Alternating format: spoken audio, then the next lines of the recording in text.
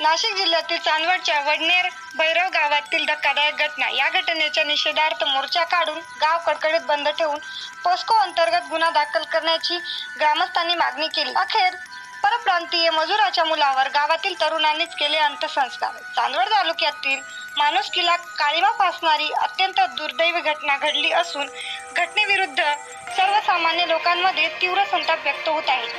चांदवड तालुक्यातील वडनेर भैरव गावात संतोष भगत हे आपल्या परिवारासह मोलमजुरी करत उदरनिर्वाह करत होते। ऑगस्ट रोजी त्यांचा मुलगा अर्पित कुमार वय वर्ष 7 हा बेपत्ता असल्याची तक्रार त्यांनी वडनेर भैरव पोलीस स्थानकात दाखल केली।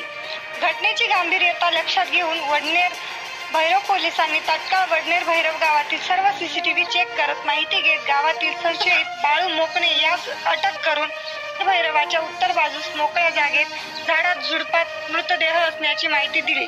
पोलिसांनी तात्काळ घटनास्थळी संशयित आरोपीला सोबत घेऊन पाहणी केली असता मृतदेह मिळून आला।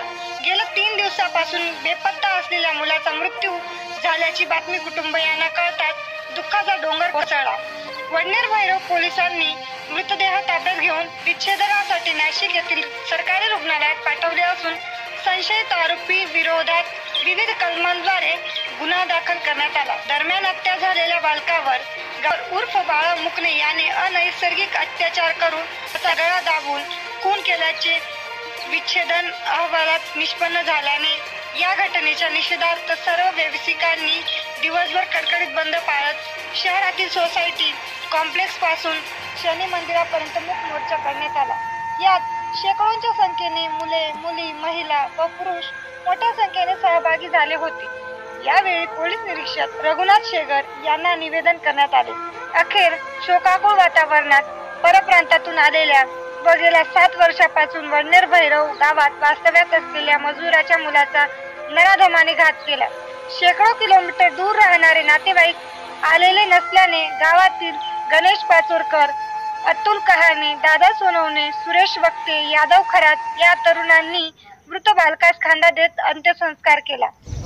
अशा नराधमाला